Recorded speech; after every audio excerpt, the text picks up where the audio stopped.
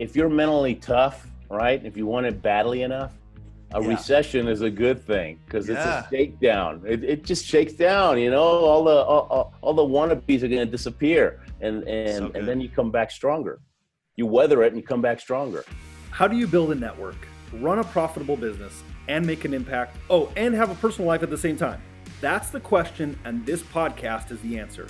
I'm your host, Chaz Wilson, husband, father of 5, author of the book 5+1, president and co-founder of Master Networks Inc., a national networking organization. Look, each week I bring you successful entrepreneurs who will share success strategies of how to effectively build a network, add valuable wisdom to your journey, and help you succeed. Welcome to Connect, Share, and Prosper.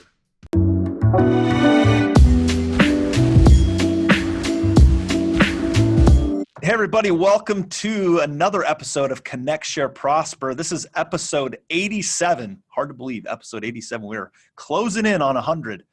And super excited coming off holidays here to be joined with our special guest. Let me tell you about our guest today, Ruben Gonzalez. Now, I'm going to read this to you because I think it's interesting. I've always wondered, why would anybody in their right mind want to jump on a sled and hurl themselves down an icy mountain at over 80 miles an hour?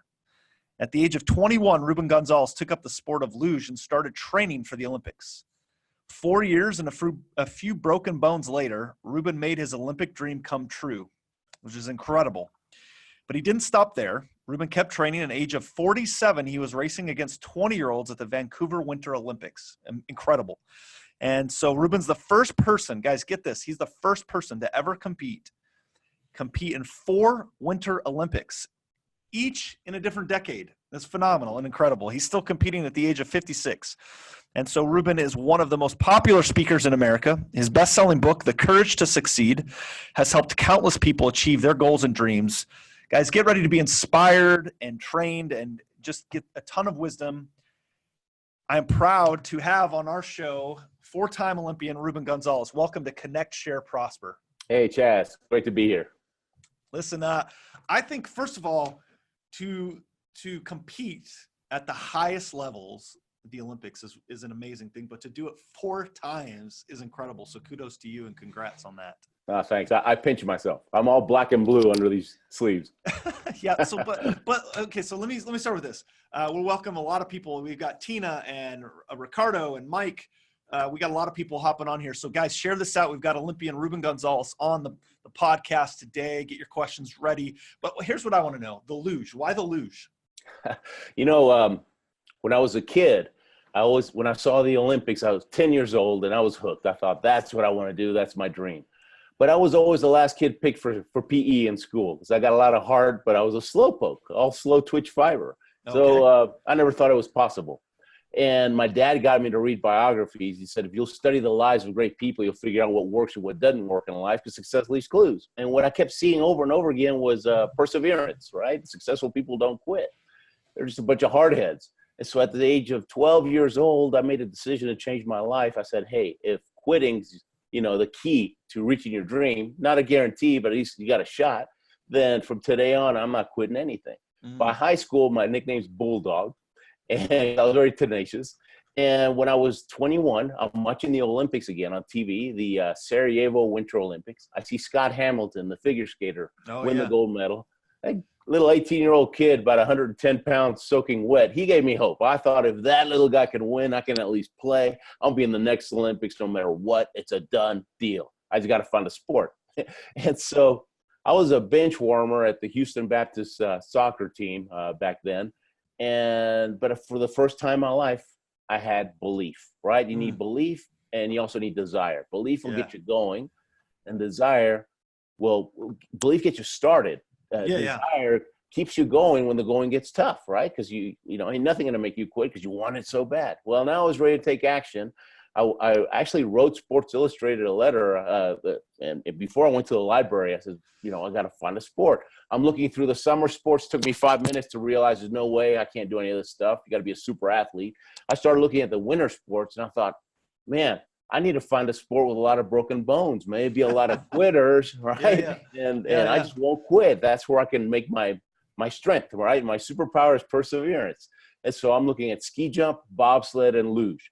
never skied before, living in Houston. So no way I was going to do that. That's suicide. Yeah. I mean, you're playing soccer and you're looking at the Winter Olympics sport. This is crazy. Right. Yeah, it's no, great. no, it's And then a bobsled, where are you going to find 3 other nuts that want to do that? Right. You got to go to Jamaica for that. Right. So that left the luge. I'd never seen the luge on TV at that point in my life. I just had a little picture of a guy on a luge. And I thought that's the one for me. It looks pretty tough. I wrote Sports Illustrated a letter. I asked them, where do you go learn how to luge? They wrote back and they said, Lake Placid, New York. That's where the track is. I called Lake Placid. And at first he was laughing at me. He says, you're way too old. You should have 10 years experience by your age. And I wouldn't take no for an answer, right? Yeah. Hanging up, that's, that's it. It's not an option. Yeah. And so you can't, right? You can't, So I just started telling my life story just to buy some time so I could think of something. And I happened to tell him that I was born in Argentina. And he gets all excited all of a sudden. He goes, if you'll go for Argentina, we'll help you. And I said, why? A minute ago, you weren't going to help me at all. He says, well, the sport of luge is this close from getting kicked out of the Olympics because we're not global enough. It's the U.S., Canada, and a handful of European countries. We're recruiting. Wow. So if you will go for Argentina, you'll travel with us. We'll train you. We'll even lend you a sled the first season. We're going to have to cram 10 years of learning into 2 years. You're going to get hurt a lot, okay? And it's going to be brutal. But you just have to do it because the last 2 years, you got to be competing against the best in the world. Top 50 in the world get to go, 51 watch it on TV. So we go for Argentina. And I thought about it for about a nanosecond. And I thought, man, I'll go for anybody. I don't care. I'll go for Pakistan. Sign me up. I just want to be in the Olympics. Yeah, and so you got to take advantage of opportunities. You got to be willing to do whatever it takes for as long as it takes to get the job done. And so when I saw that little sliver of opportunity, and you play football, so you understand, right? You run to daylight. You don't just decide you're going to run straight no matter what because you're a hard head. No, you got to make adjustments, and that's what I did. So it's amazing. So first of all, you put yourself in proximity to have the discussion. You called Lake Placid. You're having that discussion, and he says, "Look, Argentina. Here's your opportunity, right? You're born in Argentina, so here's your opportunity." And you saw that, and I always say successful people can recognize good early, right? They can see it quick. And they recognize that where other people have to just sit on it, think through it. They recognize good early. You saw this opportunity and said, I'm in, right? So you're playing soccer. You're in Houston, right? Or are you done playing soccer at that point? No, I was still, I was, what was that? Sophomore or junior at HBU, Houston Baptist. But I'm a bench warmer. I mean, coach said, you get to play when we're winning by 2 goals because you're a threat to our own team, right? But he kept me around because I was so gun-ho. I kept kind of like when you watch the movie Rudy. And the coach is telling, man, I wish everybody had your heart, right? Yeah. He kind of kept me around just so he could point to me and see. So instead of Rudy, they're going, Ruben, right? Yeah, out there. So here I can't imagine the conversation. You go to your coach and say, Coach, I can't play soccer. I'm going to go to the Olympics with the luge for Argentina. I mean, I'm sure it didn't happen overnight, but what was it like? Did you have to move right away from Houston and go, whenever the first cold front hit Houston, that's about the start of the luge season, end of October, I'd head up to Lake Placid. And I didn't go on dates. I wouldn't even take anybody on a dollar movie. I'd wait till Tuesday night when it was 50 cents because I got to save every penny, right? Because that's your money to train. And you go to Lake Placid. When I ran out of money, that's the end of my season. I had a lot of half seasons. But again, you do what you can with what you got right now. You don't wait till everything's perfect because nothing's ever perfect.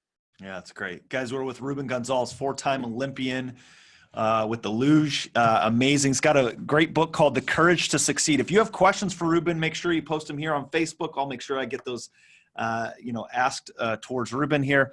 So you get started on the luge, you get going on this. What was the time frame from when you started to like the qualifiers for the Olympics and that kind of thing? Well, the other thing was I'm pioneering the sport for Argentina. And so I could be the Michael Jordan of luge. I could be the best of the best. But unless Argentina has a luge federation that belongs to the Argentine Olympic Committee and to the International Luge Federation, I'm not allowed to play. Oh, wow. And so I have to sell them 10,000 miles away that in 4 years, I won't be good enough to be in the Olympics. I mean, that's the biggest sales job of my life. Well, I had no credibility, so I used the U.S. Olympic coaches' credibility. I had them write progress reports and letters. I mean, I've got a 3-ring binder that thick. We just flooded them with stuff. third-party testimonials, right? Like we have on our websites, the third-party testimonials. And finally, about a month before the first World Cup started, which was 2 years after training, finally got everything checked off, and I was able to start competing. And so the first 2 years, I'm breaking bones left and right because they put you on curve. Tracks have 15, 16 curves.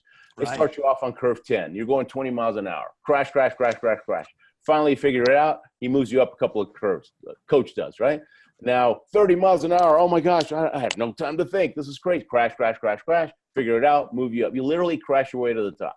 Then you get to the top. Well, you got to learn the other tracks, right? And you have to be consistent. It's funny. It wasn't until about 2 years after getting started that I had my first clean run. That means I didn't even brush against any of the walls.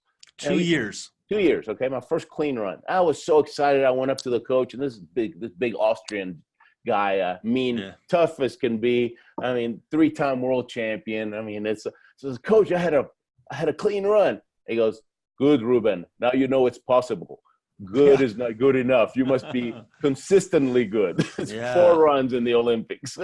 You can't rest on your laurels. You have to be consistently good. My kids, they've been taking piano for almost 10 years, and their piano teacher has this great quote up on the wall. It says, don't practice till you can get it right. Practice till you can't get it wrong. Yeah, so good. Huge.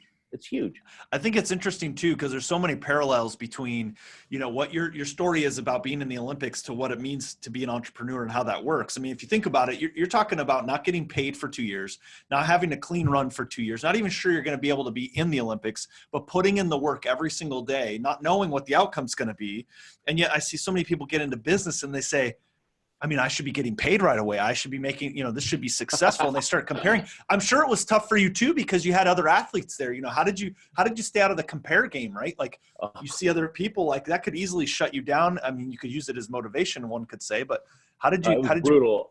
The first 2 years, it was a physical struggle because I'm breaking bones. But when I went in, before I literally breaking bones. Oh yeah, broken my foot twice, my knee, my elbow, my hand, my thumb, couple of ribs. My neck's a chiropractor's dream, okay? And these are all separate comebacks, okay? These are not all one really bad crash. And before I went to Lake Placid, Coach said 9 out of 10 people quit. And I thought, wow, this works right into my plan. This is perfect. He says, what else? He goes, well, expect to break some bones. And I said, great. He says, are you crazy? I told him, look, I hope it's 10 times harder what you're telling me. Yeah. I hope, because the harder it is, the easier it is for me because I'm not a quitter. I was praying that the East Germans would quit, okay? But I didn't pray hard enough. They show up and they win all the medals. Good. But I went in, when he told me I was going to break bones before I went I'm so glad he told me because I put on mental armor and I went to Lake Placid with the mindset that a broken bone is a temporary inconvenience because 40 days later it's stronger than before. And so I knew I had a plan for it, right? I had a contingency plan. Hey, if I break my bone, that's fine. Because 40 years later, I'm coming back, period. It's a done Ruben, deal. I love the mindset. Like, I'm just fascinated by the mindset. You're looking at, okay, so you're playing soccer. You go to Lake Placid to do the luge to try to be in the Olympics for Argentina. And you're looking at it and the coach is saying, look, you're going to have broken bones. 90% of everyone that tries this quits. And you're like, sweet. Like you see the opportunity that it's going to eliminate everyone else. Right. That's fascinating. And business is the same way. You see the statistics of 8 out of 10 people fail in the first 18 months or go out of business. 67% aren't even making any money. All of that stuff like that, in some ways that scares people. And I see how you're looking at it going, that just eliminates the statistics, eliminate the competition. If you're mentally tough, right? If you want it badly enough, a recession is a good thing because it's a shakedown. It just shakes down, all the wannabes are going to disappear and then you come back stronger. You weather it and you come back stronger. So the first 2 years was a physical struggle. Then imagine, I'm only as good as a luger as a kid that's got his driver's permit. Okay. I can't, a 15-year-old kid still can't make a right turn without the back wheel hitting the curb, right? Yeah. That's about the level of luge I am. And they put me in the World Cup circuit, and I'm sitting in this room with all these world champions, these Olympic champions, it was such a crisis of confidence. I mean, I would go to the darkest corner in the room and I wouldn't talk to anybody. I couldn't even look them in the eyes because I'm thinking to myself, well, what the hell am I doing here? I mean, this is a joke. But I would force myself, because every time you race, it's an opportunity to get some World Cup points. And you're trying to add them all up because they tally up those last 2 years. And about a month before the Olympics, now it's top 40 get to go and 41 watches it on TV. So I just focused on the World Cup points. And it wasn't until 2 years. So I started in 84. And I made the 88 Olympics. We should be doing episode 88, man. That's my favorite. Oh, yeah. We missed it by one. But anyways, made the Calgary Olympics. And the Germans are still not giving me the time of day, right? Mm-hmm. I'll go up to the track and I see one of them. Hey, Hans, how you doing? Nothing. It's like I'm invisible. And that just confirmed what I was thinking, right? I don't belong here. It wasn't until 2 years after my first Olympics, one of the German, it's like all of them out of the blue. Gonzalez, Speedy Gonzalez, how are you? And I got pissed. I said, man, what's the problem with you guys? I've been nice to you for years now. And you don't even say hello, and I'm Speedy Gonzalez? And they said, well, we need you to understand. Come on, we need to give you the talk, okay? So we sit down, and they said, we started when we were 5 years old. We were the best in our town. Then we were the best in our region. Then we were the best in our country. But there's so much depth in Germany. There's so many good losers. We'll be lucky to make 2 Olympics.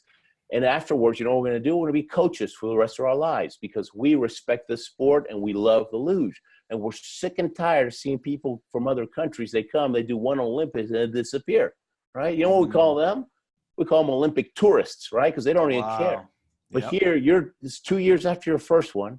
Obviously, you're trying to make the Albertville Olympics. Whether you make it or not doesn't matter. I thought that was so cool. They said that. This is what matters is now you are showing respect to the sport. So now we can show respect to you because you are committing. It's all about commitment. Ruben, I love that story for multiple reasons. Your experience there tells me a couple things. I mean, I think, again, I'm drawing the parallels to business because of the entrepreneurs that are listening to this. I think there's been that for every one of us have always been in a room. At some point, if you haven't already, you will. You're going to be in a room where you go, I don't belong here. I just don't belong here, right? And that mental toughness to work through it. And the second is that the Germans wanted to see if you respected the sport. And I think in business, there's that way too. I think there's times where people hop in as sort of hobby entrepreneurs. It's a cool word. It's a sexy word. The hustle, the grind, all that stuff. And yet we know what it really takes to do it. And so I think there's a little bit of validation we want to see from people. And so when you're sitting in that room of all of these people and over the years of the sport, have there been like mentors that you sought out and or even watched from afar that you said, gosh, that guy, I want to be like him or something like that? Were there people you followed? Yeah, obviously you're always looking for somebody. I mean, when I was a kid, my dad used to say, hey, Ruben, life is tough. Okay. You got to be tougher. And you're going to have to cross some minefields in your life. And so the best way to cross a minefield is to follow somebody who's already crossed it, preferably somebody that's still walking, right? Yeah. So he's always telling me to find the coach, find the mentor. And that's all I've ever done. I mean, I'm very coachable. I'm willing to, hey, when I first went up there, my first coach was a great guy who coached the U.S. Junior team. He was a guy from Kiev. And then I started getting coached by this Austrian guy. And when I first kind of did the interview with the Austrian guy, right, because he's putting together a development team for the second Olympics, and this guy's 3-time world champion, he said, Ruben, I cannot be your coach and your friend. I can be one or the other. Wow. And I told him, hey, I got plenty of friends. I need a coach right now. So good. Okay, fine. Because I'm going to be tough, okay? And he was tough as nails, right? He really was. His standard as a world champion is so much higher than anybody else's, right? That my best luge run ever in my whole career, he looks at it as probably totally mediocre to him, right? Hey, the 2,000 mediocre runs got me to the Olympics a few times, so who cares, right? Yeah. So I'm always looking for the mentor. You see some pictures back there of bulls. I ran with the bulls in Pamplona, okay? I always wanted to do that. Well, before I did, I read 3 books about Pamplona. I actually called one of one of the authors. He'd done it about 20 years. And I told him, hey, I need some coaching. I want the experience. I don't want any extra holes in my body. Yeah. He told me where to stand, what not. He gave me a handful of, most people would think these are pithy little tips, but each one of those saved my life, right? And I did it twice, and it was great. Climb Kilimanjaro. Well, I lived in Houston. I didn't even, 70 feet above sea level. Didn't even train for it. But we hired a guy that had done Kili about 200 times, and he just come back from climbing Everest, right? And so he said, for the next 5 days, you step where I step, you sit when I sit, you eat when I eat, you pee when I pee, and if anything feels uncomfortable, you let me know, because things get really bad really quick at altitude. Yeah. And so basically that's what we did. He says, if you do that, you get your picture on top of Africa. It's so amazing that you've put yourself in proximity to do the things that you want to do. And at the same time, you've also gone out and grabbed mentors and coaches. And I loved the coach that said, look, I can't be your friend and your coach at the same time. It's one or the other.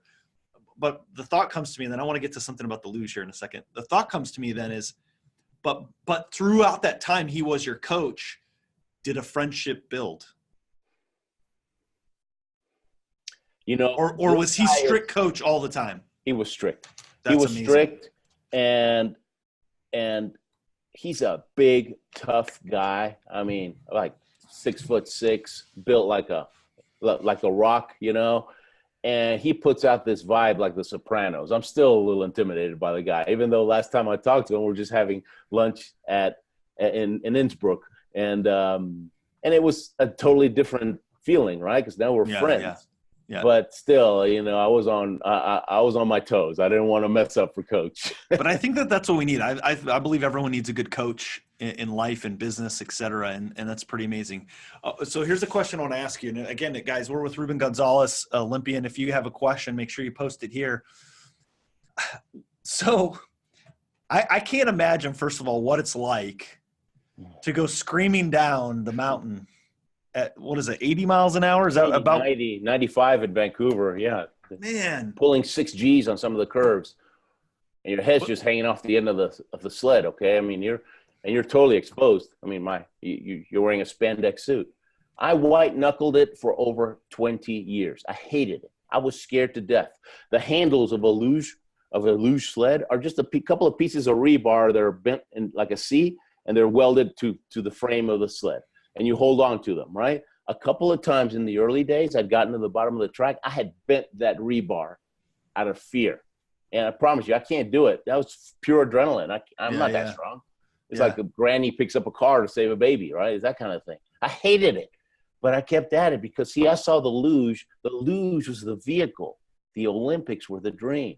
And so I focused on the dream, right? And everybody says, when you do a Q&A, well, did you win a medal? No, man. I was happy to get to play with the big boys, okay? Yeah. It's like I got to play, it's like if you're playing pro football, even if you're the lowest, smallest team, you got to play in the biggest stadiums against the best teams out there.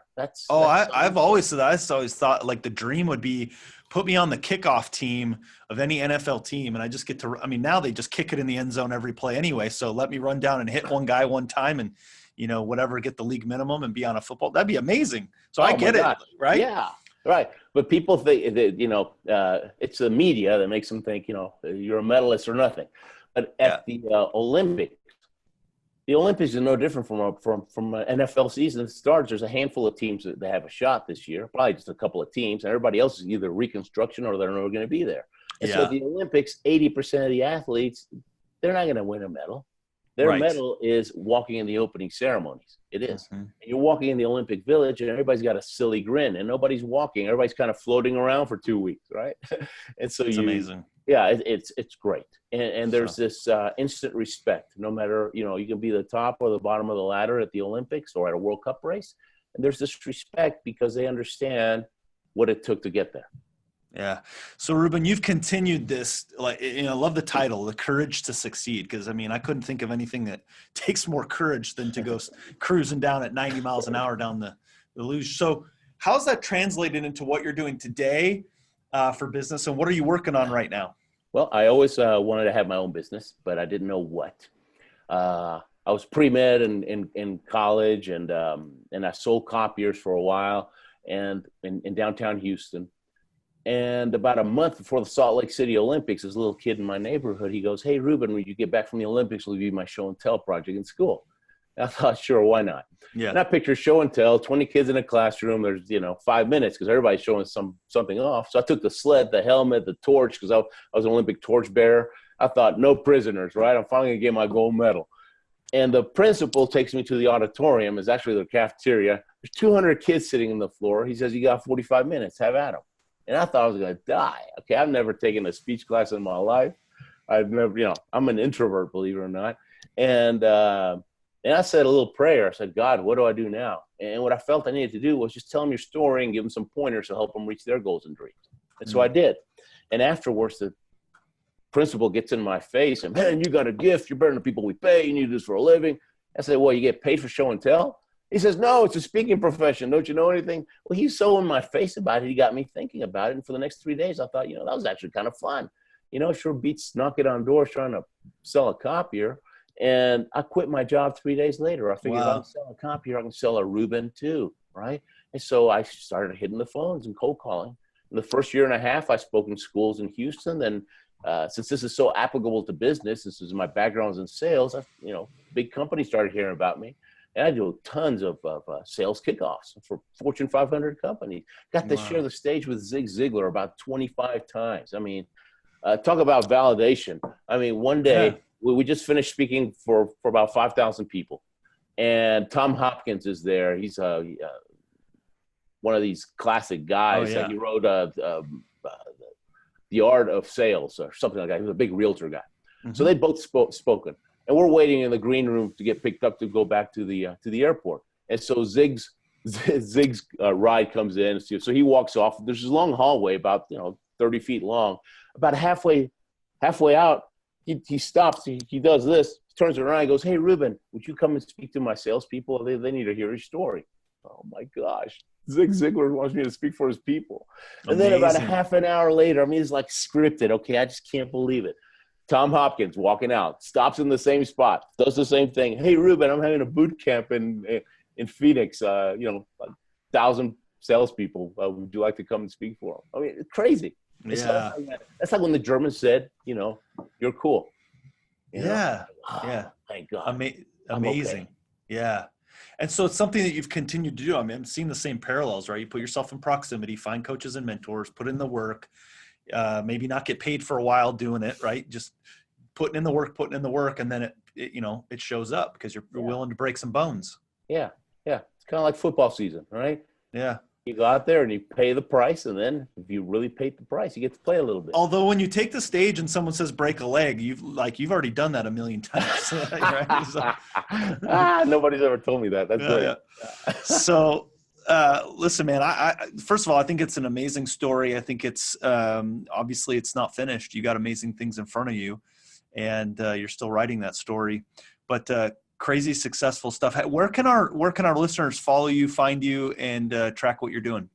The easiest place is if you go to Ruben, RUBEN, RubenTips.com, RubenTips.com. That's just one page on my website, but you can sign up for my newsletter, read some of my articles, and you get a bunch of good free stuff there. And then if you want to invest in yourself, there's some of that too.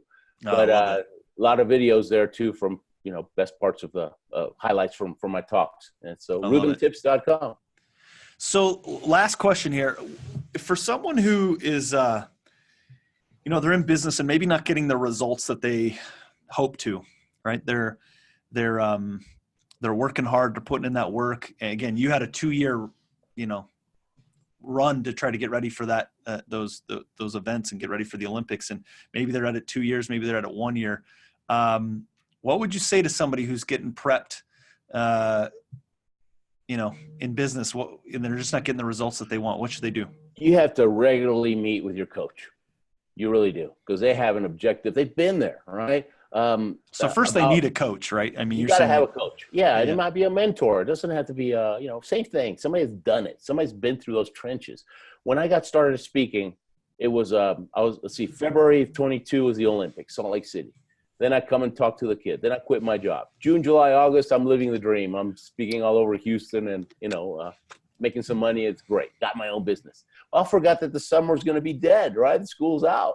By August, we're on food stamps, okay? Top of the world in the Olympics in February, and totally humbled by August. Came, 3 months behind in our house payment, almost lost our house, shot our credit. And then when I realized, oh my gosh, I tell everybody to find a coach or a mentor. I'm not even taking my own advice. I need to find some. I can tell stories, but I don't know how to build this business. So I found a guy in Houston who'd been a successful professional speaker. He lived in the house that I wanted to live in. He was driving the car that I wanted. So he had fruit on the trees, okay? He wasn't a theorist. And I went up to him and I told him, will you coach me? Will you teach me? And he made me prove myself. I'm not going to tell you about that, but I had to prove myself for about 2 months before he would even sit down with me. And then he said, okay, you have me 1 hour a month, take me out to lunch, bring a pad of paper. If you're smart, you'll have a bunch of questions written down already, so you don't waste any time. At the end, we'll give you some homework. If we ever meet, you haven't done last month's homework, it's over. Because I want action people. I don't want eternal learners. And I told them, hey, that sounds good to me, except I'm on food stamps. I can't buy you lunch. I tell you what, we'll go to Starbucks. You can have anything on the menu as long as coffee of the day. You put as much sugar in it as you want, okay? And he laughed. And so that's right. First thing he told me is, I don't care if you're a 10-time Olympian, unless you write a book, no one's going to take you seriously.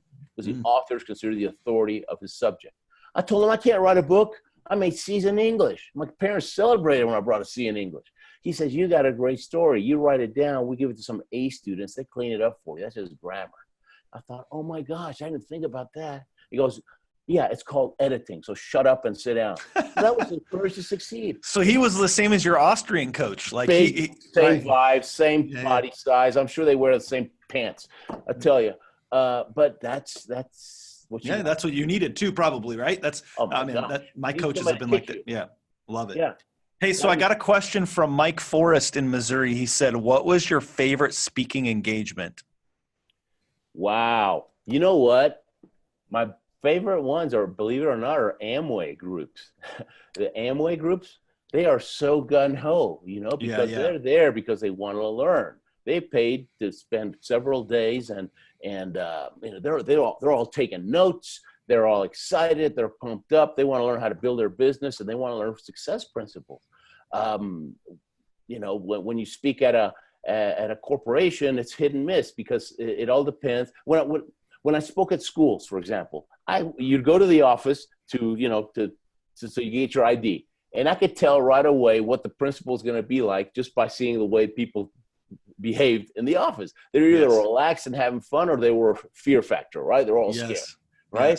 And so corporations are the same way. They're either led by somebody that knows how to get the best out of people, or somebody that's a tyrant, right? Yep. So some corporations are awesome, and then others is like, man, it's like there'll be a Q&A, and they're waiting for I'll say something funny, and they're all waiting for the boss to laugh. Right. It's like, oh my gosh, you guys need to find a different job. But entrepreneurs, I guess, is my favorite because they want. I love it. Yeah. Yeah, they're open to learning. I mean, they have to succeed and to survive in it. So love that. Ruben, man, I really appreciate it. What a great story. What a great interview. Thank you so much for being on this episode of Connect, Share, Prosper. Guys, if you want to follow Ruben, which you should, follow this guy, get on his website and connect with him, follow his story, get his book. I love this. The Courage to Succeed. Man, to fly down on a luge at that speed takes a lot of courage. He's translated that into business. And you know what? That's not my courage to succeed. Okay. When I wrote that book and the title, it's the courage to succeed. No matter what your goal is, guys, say Mike Forrest there, whatever your goal is, it's going to take courage. You got to have the guts to get started, and you got to have the guts to not quit. And if you have those two types of courage, you're going to make it happen. I agree. I mean, look, we just hit episode 87. And I know when we started, it was like, I don't know if I want to do podcasts. I don't know if I can be, and I hired a coach to help me interview people and all that kind of stuff. Right. Because I want to be successful. And a lot of people it's the same thing, right? They start a podcast and they quit. Yeah. And so I knew the statistics of that. Yeah. It takes courage in everything you do in business to succeed. Everything is hard in the beginning. Remember that. Everything. So you You got to go in with the mindset. You got to put on that mental armor. I will outlast these suckers. I'm going to make it. Yeah. I love it. Ruben, thank you so much, guys. Remember, every Monday, noon Central, I bring you successful people like Ruben who come on the show, share their wisdom, their story, their experiences, their ups, their downs, all of it. And so make sure you subscribe, follow this page, subscribe to our YouTube channel. So when the final episodes, get edited and put out there, you get notified that they're there. And remember, till next time, Connect, Share, Prosper. We'll see you next Monday, noon Central. Be well, everybody.